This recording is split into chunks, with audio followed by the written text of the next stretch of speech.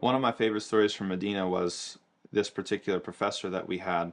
I studied with him for 2 semesters, and he taught us Maqasid al-Sharia. And the first day of class, he asked us, are Allah's actions occasioned by causes, right? Do causes, or is there a rationale behind his actions, subhana? And in any place, and especially in Medina, sometimes there's a little bit of groupthink that goes on, right?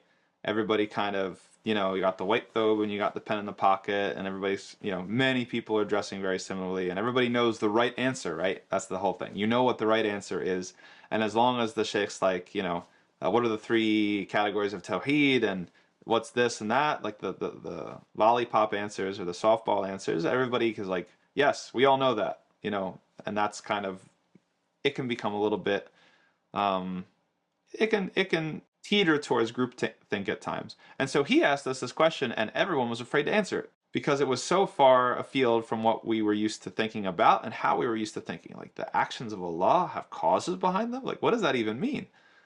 And so no one wanted to answer.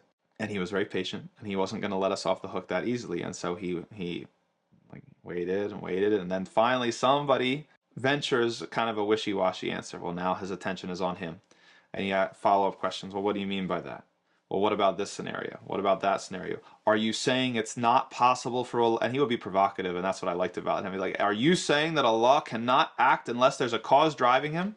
And so it's, mukhif, like, you're like, oh, that sounds really bad. I don't want to say that. And so he was playing with us the whole class, right? This basic thing in Aqidah that none of us knew, despite having studied. That was like our 5th semester, I think. And at the end of the day, the whole point in that was to first to humble us, but also to draw our attention to one of the most important issues in our Aqidah, in our theology as Muslims, is that Allah is a rational deity. He's a rational God, right?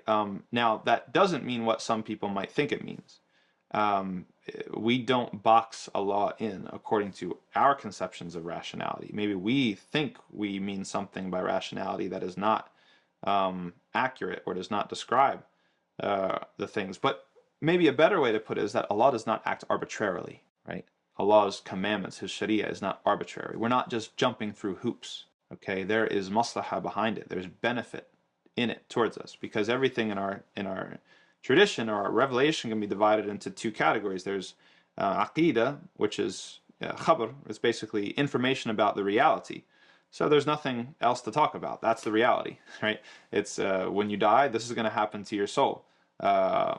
This prophet was an actual prophet. All these sorts of things. It's just about reality. And the Sharia, or the insha, the commands, they have to do with maslahah. They have to do with what's in our best interest. And so Allah subhanahu wa ta'ala, the entire world, turns upon this idea of reason and rationality, or if we're not comfortable with those terms, it's not arbitrary. And that is something that should provide us with a tremendous amount of comfort and also inspiration to learn. Because when I was growing up and I was a Christian, we were always told to not ask questions, right? Well, you just got to have faith. You just got to believe. Well, why this? Well, why this? Why do we do it this way? Why? No, you just got to. And if your starting point is that Allah is not arbitrary, and the Sharia is not arbitrary, and that all of the guidance that we have is not arbitrary, there is reason behind it, then that is an entirely different orientation towards your faith. Let's ask the questions. Let's dig through the books. Let's find the answers. There's questions I still have from that I keep in a notebook that I haven't found the answer yet to, but I'm going to ask all these different people I come across, and one day I'm going to find the answer. And then some of those questions in that notebook I've crossed off after years. I'd be like, yes, he gave that, he hit it on the head, right? And so this is what our religion, this is what Islam encourages us to do, right?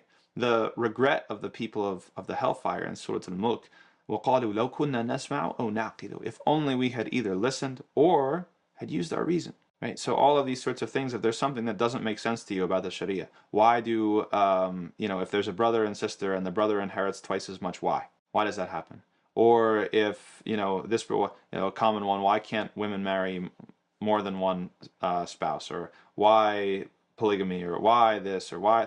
Ask the questions. Ask the questions, find the answers, and don't expect that, okay, be reasonable, because not everybody's going to have the answers. You don't just ask one person the question and be like, well, he didn't know, and so this whole religion is trash. No, you have to put in the work.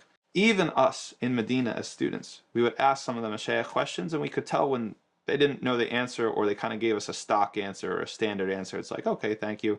Like, I'm going to ask somebody else. Like, be mature.